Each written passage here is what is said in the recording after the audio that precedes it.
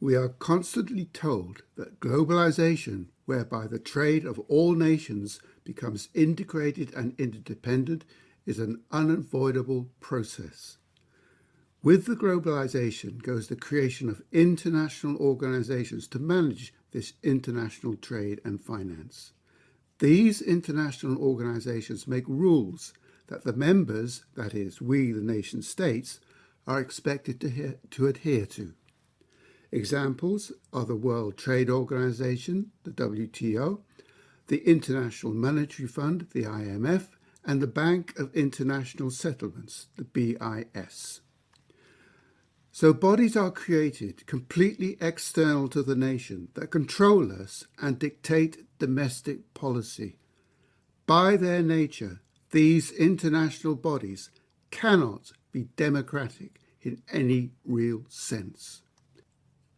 Democracy can only be created by a national constitution belonging to a nation state. So the agenda driving these international organizations, although they may represent particular narrow interest groups within a nation, is divorced from the general will of the people of any nation. In spite of their immense influence and power, these trade and financial organizations do not, explicitly at least, have any pretension to world government. They claim, at least, to be instruments of collective policy objectives. But there have emerged, especially since World War II, organizations that explicitly and publicly proclaim their objective of establishing a world government in which nations will play a very subordinate role, if indeed they continue to exist. These are the globalists. Most conspicuous in this is the World Economic Forum, founded and led by the bizarre, rather unreal figure of octogenarian Klaus Schwab. His published books set out a radically different world from the one we have known in the past. We are told we will own nothing, but we will be happy. People will be herded into giant metropolises with little access to the countryside. In order to function in the new technological society, humans will need to shed much of their humanity and become transhumans, partial robots. Within this grand vision, there is nowhere a single mention of ethics or rights or art or beauty or any spiritual life, traditional human preoccupations that will be made redundant. The vision is so close to that described by George Orwell in his 1947 book 1984 as to make no difference. Along with the WEF, there is a catalogue of organisations sharing the same fundamental agenda, if not so publicly. The Trilateral Commission, the Bilderbergs, the Council for Foreign Relationships, and the Club of Rome, to name some of them. Also, the organisations like the IMF, WTO, WHO, and the UN have been co-opted into the WEF ambit. This is not publicly stated. It does not need to be, as the contact between the players happens behind closed doors. What is not referred to in Schwab's thesis is who actually controls this dystopian paradise. The people may own nothing, but will their masters also be free of possessions? And who will these masters be? It hardly needs to be stated, for it is evident that the masters and owners will be a few individuals of immense obscene wealth, and it is these individuals and dynasties that are the most ardent supporters of this new world order. And they use their billions to buy up, bribe, threaten and blackmail political leaders to ensure these get behind the globalist proposals. This means the current globalist giant push for power has become a credible force with a good chance of being successful. This would spell the end of civilization as we have known it. Humanity, with all its optimism, joy in life, loving relationships, aspiration for personal achievement, desire to help others and contribute to a good society, spiritual intuitions and hope for the future will be gone forever. The plan for creating this new world order is not recent. Some trace it back to earliest antiquity, but its modern beginnings belong with the creation of the Illuminati in 1787 by Adam Weishaupt, at the instigation of the Rothschild dynasty, which put some of its immense fortune at his disposal. Its proposals were meant to be kept secret, as they were far too toxic for public consumption. In short, the Illuminati are pure evil and are associated with Satanism in all its most abject, degraded forms. But their secrecy was accidentally broken, and this led to the Illuminati seeking cover by being absorbed into international Freemasonry, which is, of course, a secret society and always has been. And there the Illuminati has remained ever since. Arguably, until that time, Freemasonry had some virtues, or at least redeeming features. Its derivation from the old Masonic guilds gave it a good heritage, even if its transformation of the guild tradition was so complete as to make it quite a different type of organization with different aims. The involvement of Freemasons in the American revolutions tends to be overstated, but it certainly played a part. The secrecy of Freemasonry, such as scourged today, had some legitimacy at that time in order to protect it from the prying eyes of the king's agents. Once Freemasonry, with the help of the Rothschilds, was infiltrated by the Illuminati, its character changed forever, and for the worse. Freemasonry now harbours the Illuminati with its plans for world takeover. Right from the start, Weishaupt stated that these plans would be achieved by every manner of subterfuge, lying, murder, corruption, and skullduggery possible. They have infected the higher degrees of Freemasons, within which they have nested with the same Luciferian worship.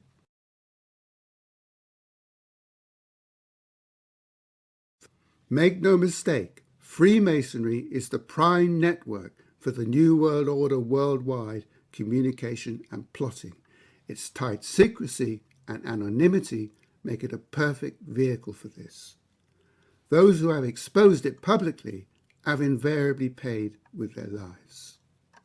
To bring matters up to date, the historical link between the Illuminati and the World Economic Forum of today is a tightly knit cabal of British known as the Round Table, founded around 1900.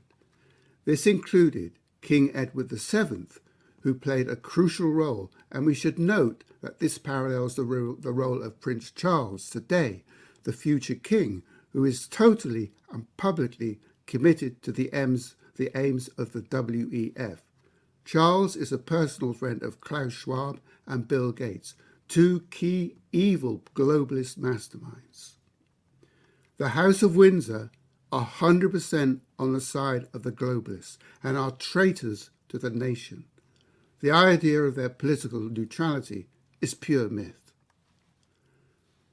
The Round Table were responsible for engineering the First World War from behind the scenes.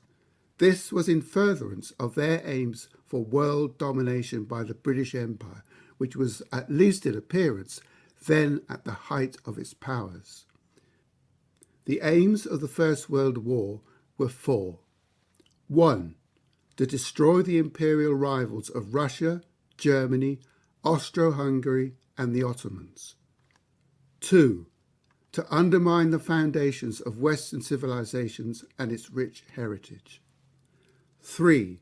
To decimate in the trenches the working classes of European nations, which were seen as a threat. 4. To shatter hope. In all these aims, the plan was successful. Following the war, the Round Table could no longer exist as a purely British project and became transatlantic and European. Offshoot organizations like the Club of Rome followed, and an extensive network was built up. For instance, the Trilateral Commission was expressly created to draw in Japan. The subsequent violent history of the 20th century was essentially a sequel to the First World War, with the same objectives being played out, all created by the same lineage from the Illuminati and the Round Table and financed by the same people, the Rockefellers, the Rothschilds and others. That nations are responsible for wars is a myth, constantly thrust upon us to obscure the fact that practically all historically recent wars are the creation of the same globalist cabal for their own ends. Alan Weishaupt laid it down as a principle that the proceeds and influence of the Illuminati and its associates should remain secret, and this has been largely preserved. Secrecy is certainly aided because the people who own and control the press and other media have always been part of the cabal. The mainstream media, including all major daily newspapers and the BBC, are gatekeepers for the globalist lies. But for whatever reason, the NWO cabal decided that 2020 was the year that it would proclaim itself and act in public in a massive push to achieve global government. I will not describe this in detail here. We can all see that there are very serious world crises happening, and that far from seeking to resolve it, our putative leaders are taking measures to exacerbate things. The toll being taken on our economies, our health and our freedom is beyond imagination. If you have found your way to this site, it is almost certain that you are a thinking person. To be a thinking person may not sound like a great claim. After all, is that not what humans do? They think. Unfortunately, this is not quite the case with the majority of our fellow citizens. The indoctrination they receive through today's normal mainstream media and at school is all designed to make sure that they don't think. In addition, over the last 20 years or so, many have become addicted to computer games on desktop computers and even worse, on portable devices. And this means they are seldom free of these things. The rote skills into which they educate people diminish fatally their ability to think. They train not thought, but reflex responses, and this prepares them for an easy, unquestioning acceptance of the information that is fed to them on TV and newspapers. But the mainstream media of today contains almost exclusively lies, and lies as an intellectual diet profoundly affect the consumer. You might say they do not know that they are lies. They are imbibed as truth, and so how does that have any real effect on the person? But lies do change people because lies have their own quality, and this is felt unconsciously even by those who do not discern the lie. The lies permeate their being, and although they do not recognize these lies, they alter their character. In biblical terms, we should say that lies are the work of the devil. They are his messenger. And so one who is indoctrinated by lies becomes, in these terms, possessed by the devil. If you have ever engaged someone who knows only what the mainstream media tells them, you will know that as soon as you start to win the argument, they fly into a rage. This is the devil within them making his presence felt. This is the devil reacting to truth, for the devil cannot bear the light of truth. It threatens his very existence. This rage and anger, even hatred, is all the devil has by way of argument. In other words, no argument. It is important to recognize this cleavage between souls gathered on this earth, between those who think for themselves and those whose intellectual stock consists only of lies. It cannot be absolute and eternal, but evildoers today have got themselves into positions where they control much of the fabric of our society, and this includes certainly politics and economics, but also the high arts, especially architecture and philosophy and morality, insofar as we can be said to have anything in the way of the last one.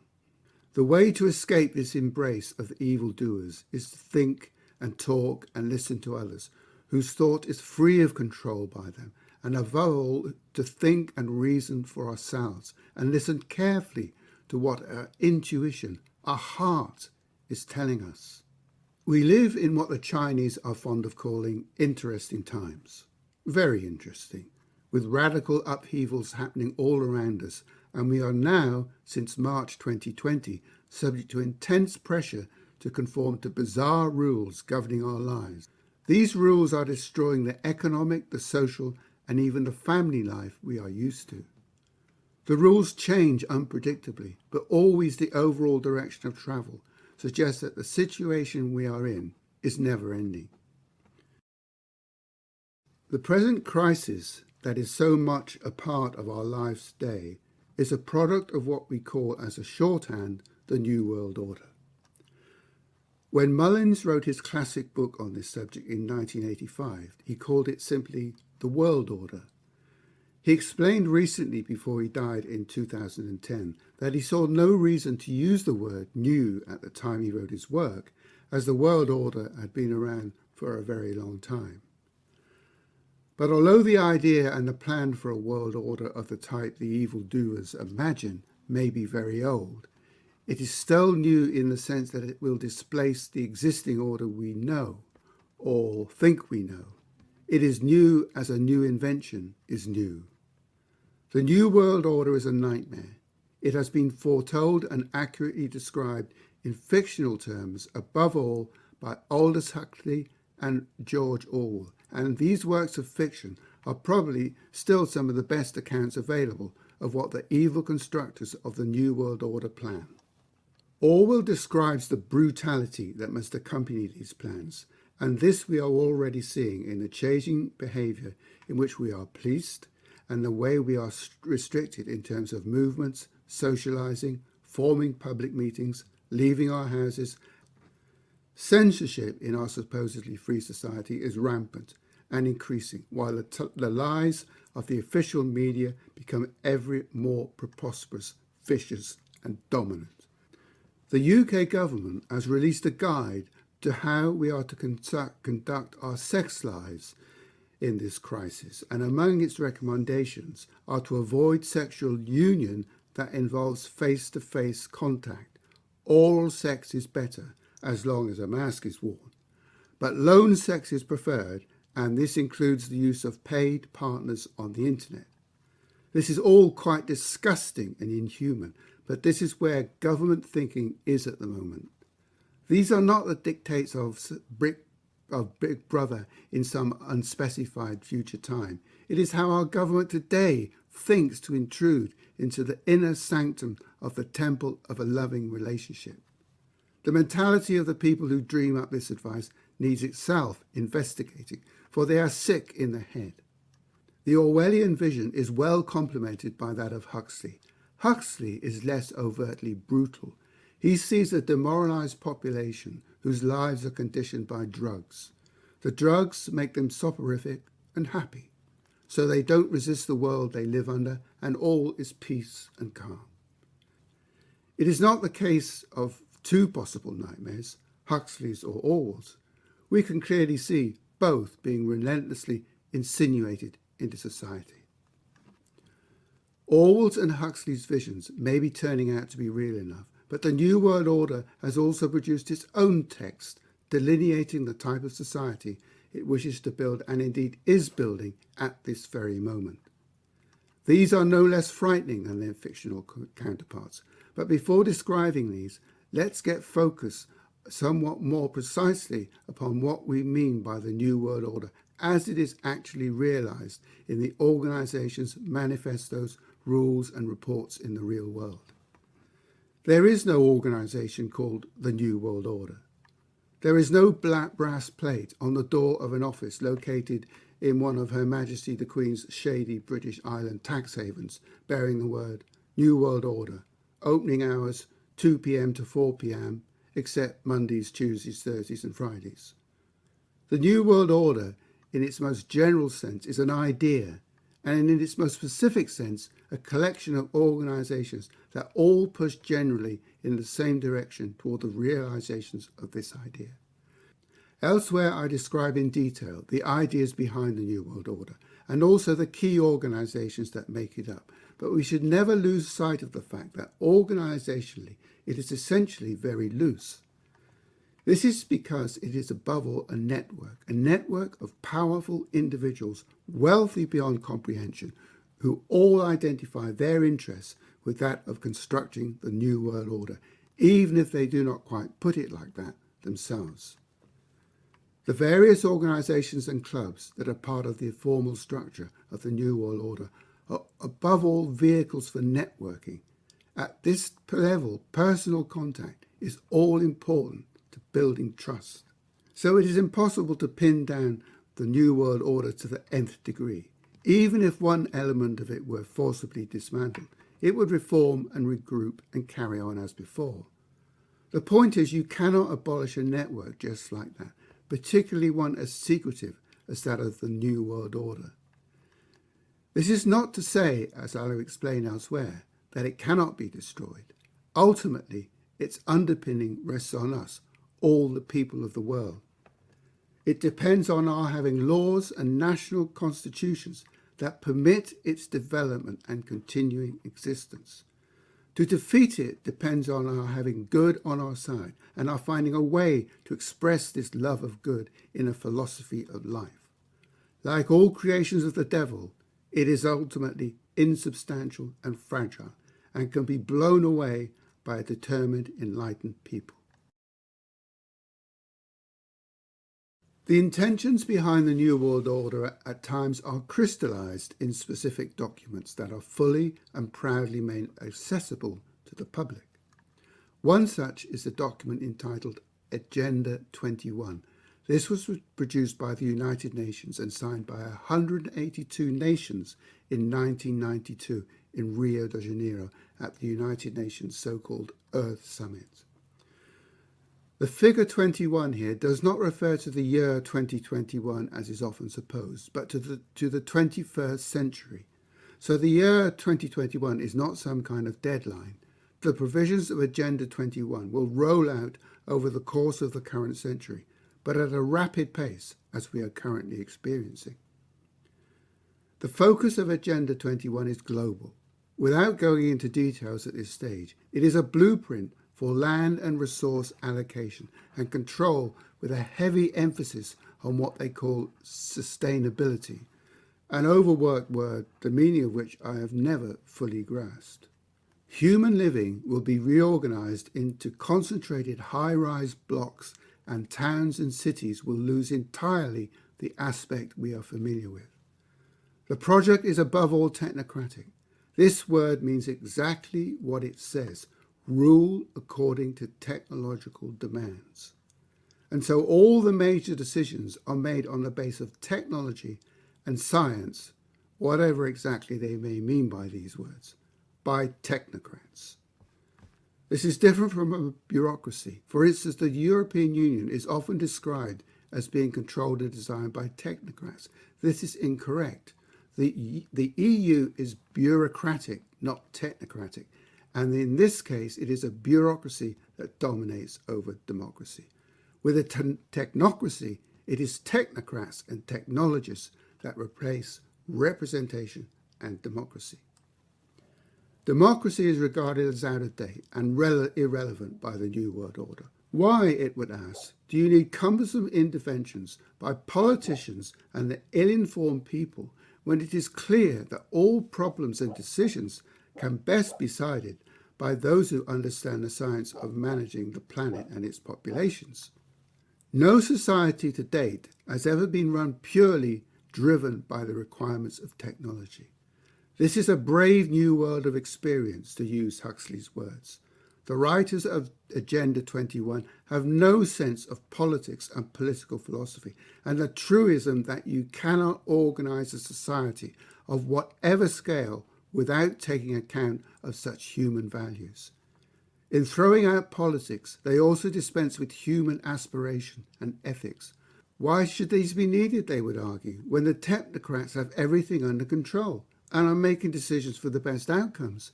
Everyone will be made happy and will not be encumbered with possessions. It is a testament to the impoverished state of today's intellectual world, if such a thing can be said to exist, that no one has attempted an analysis of Agenda 21 in terms of its consequence for ethics and the practical exercise of ethics that is supposed to be demonstrated in a society's laws and constitutions. At least I have not seen one. In fact, the words ethics or ethical have almost dropped out of the general vocabulary of our times. This is why Agenda 21 can be published and launched on the world with little resistance from the political classes. In fact, it is welcomed by the predominantly globalist mindsets of most national leaders. They are almost exclusively on the side of globalisation and have a corresponding contempt for their nations that goes with this outlook. An ideological globalist is by definition a traitor to their own nation. The idea that individual nations will benefit from the New World Order is a lie. The New World Order is bearing on us right now, as I have mentioned, with its plan for a worldwide injected population. This is the stuff of mad science fiction, except it is not fiction.